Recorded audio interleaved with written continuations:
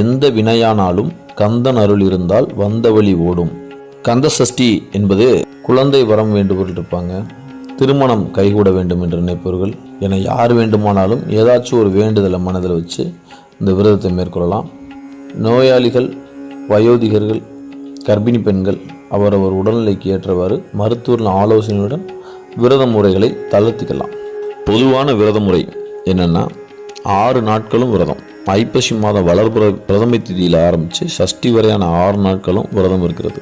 கடுமையான விரதம் இருக்குது. அதாவது 6 நாட்களும் முதல் நாளில் ஒரே ஒரு மிளகு மற்றும் தண்ணீர், 2ஆம் நாளில் 2 மிளகு மற்றும் ஒரு தண்ணீர் ஆகிய முறையே 6ஆம் நாட்கள் 6 மிளகு தண்ணி குடிச்சிடும். அதே மாதிரியான இன்னொரு கடுமையான உண்ணாநோன்பு என்னென்னா 6 நாட்களும் உணவில்லை, பால் பழம் மட்டும் அருந்தி விரதம் இருக்கிறது. சிலர் முதல் 5 நாட்கள் பால் பழம் மட்டும் அருந்தி 6ஆம் நாள் முழுமையாக எதுவும் உண்ணாமல் உபவாசம் இருப்பாங்க.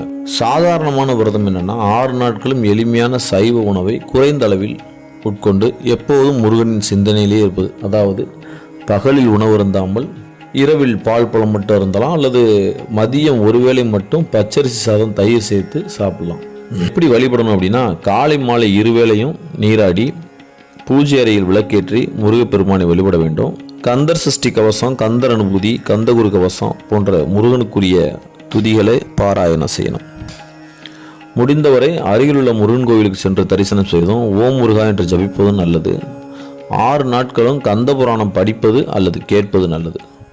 விரதத்தை எப்படி நிறைவு செய்யணும்னா 6ஆம் நாள் மாலை சூரசம்ஹாரத்தை கோவிலில் தரிசனம் செய்த பின்னர் விரதத்தை நிறைவு செய்யணும். அன்று இரவு பக்கத்தில் உள்ள முருகன் கோவிலுக்கு சென்று தரிசனம் செய்து விரதம் முடிப்பவர்கள் வீட்டிலேயே விரதம் முடிக்கணும்னு நினச்சிங்கன்னா முருகப்பெருமானுக்கு பாலையும் பழத்தையும் நிவேதனம் செஞ்சுட்டும் விரதத்தை முடிக்கலாம். சஷ்டி அன்னைக்கு எத்தனை விளக்கு ஏற்றணும் அப்படின்னா முருகப்பெருமானுக்குரிய 6 திருமுகங்களை குறிக்கும் விதமாக 6 விளக்குகள் ஏற்றப்படுகிறது. முருகனின் படம் அல்லது விக்கிரகத்தின் முன்னாடி சட்கோணம் எனப்படும் அருங்கோண கோலத்தை அரிசி மாவு கோலம் போட்டு அந்த 6 முனையிலையுமே 6 அகல் விளக்கை ஏற்றுவது மிக விசேஷம். இந்த 6 விளக்குகளும் நெய் தீபமாக ஏற்றினா நல்லாயிருக்கும். இல்லை குறைந்தபட்சம் ஒரு தீபமாச்சும் நெய் தீபம் ஏற்றணும்.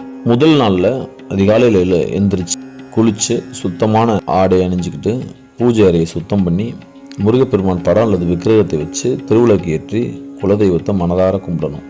இன்று முதல் கந்த சஷ்டி விரதத்தை முருகப்பெருமானின் அருளை வேண்டி முறைப்படி கடைபிடிக்கப் போகிறேன், எனது வேண்டுதலை நிறைவேற்றி கொடுக்க வேண்டும் என்று மனதார எம்பெருமான் முருகன்கிட்ட வேண்டிட்டு விரதம் தொடங்கணும். கண்டிப்பாக முருகப்பெருமான் உங்களுக்கு வழிவிடுவான். நல்லதே நடக்கட்டும். ஓம் நம சிவாய. ஓம்